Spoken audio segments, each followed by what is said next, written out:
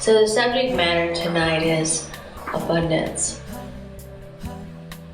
We were talking, and she says, I really want a breakthrough. I want that abundance. I gotta have that abundance. I need a big breakthrough.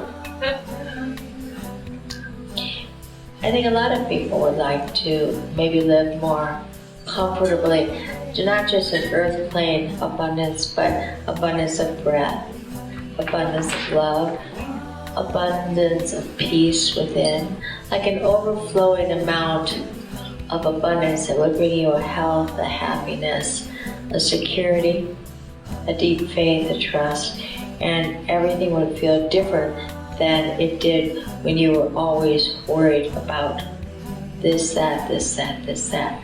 As time went on, and because his teachings, it was his teachings really that just told us, but they were the same teachings as every other Holy Scripture have told us, that your happiness is in serving, your happiness is in giving, not getting. So all we knew from the conditioning of living in ashrams for so long was you just have to give and give and give and give and give. And not give to get, but give to give. And I can remember we were very famous for our cooking together. We made these sourdough waffles, and we would invite people over on Saturday morning to eat the waffles with us. And we didn't have furniture, we just had milk crates, metal milk crates, I remember, and some big disc I found in the alley that had all the wire on it, you know, those big wooden things, spools, giant big spool. But there was a hospitality and there was a warmth, and even Yogi Bhajan knew we didn't really have money coming in, and he had us make small pancakes. Now, there was a time in Los Angeles, like in '85, that it was so bad, the pollution was so bad that they would have the red alerts, like if you have a bad heart, don't go out of your house today. It was pretty nasty. It was black. You could barely see through the streets. So much better now with the change of laws and everything.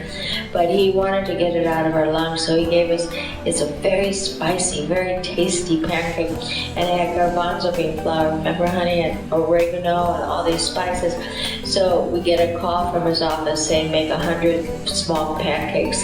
And so we were up whipping the pancakes off our stove. And then we take them down to the center and he'd make everyone buy them. And we, of course, we got to keep all the money.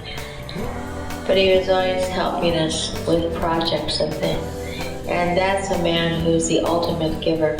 And as he left his body 8 years ago today, in his memory, we just say so much thank you to him. He brought us into another realm of living, really.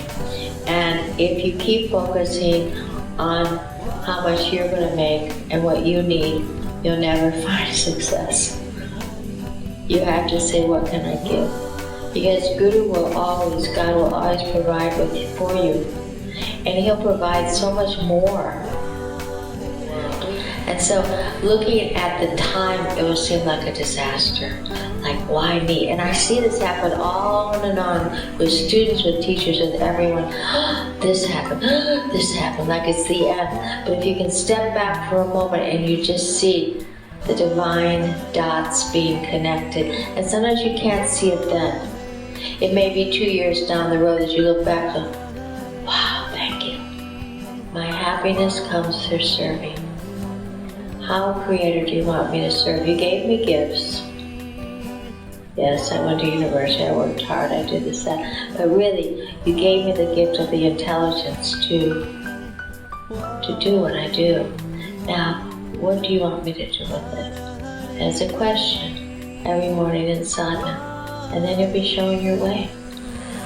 Trying to roll your sleeves up and making things happen is not part of the Aquarian age. And I'm being so inspired by young people now who are just doing projects just to serve. They're not doing it. I don't know how they live. I don't know how they pay their rent, but they seem to. As they're collectively coming together to get the word out of happiness. And I was telling up at Estes Park that Shivanta, my dear friend back there, gave me these little cards by, who are they by? It's a website he found, and he sent for them, and they sent them to him, and he gifted me in a little lavender, beautiful cloth bag with little slim smart little sayings. They're like cards you can pick up one a day, but really expansive of the mind, not just wish for something and get a boyfriend like that. Not those stupid ones.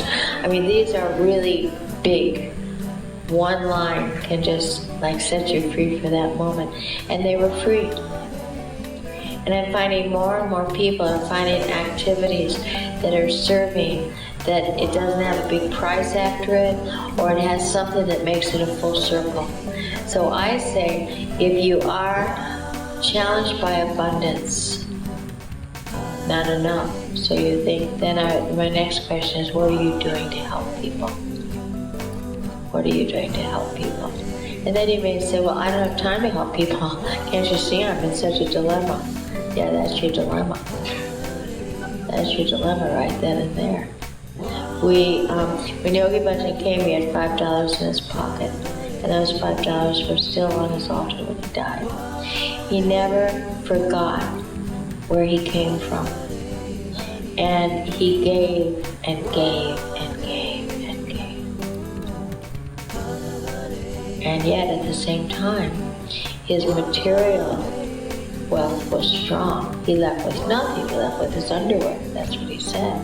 And all of it was, of course, returned back so that the project of this consciousness could go on. But it is a true question to ask yourself tonight. If you feel you don't have enough love, how much are you loving?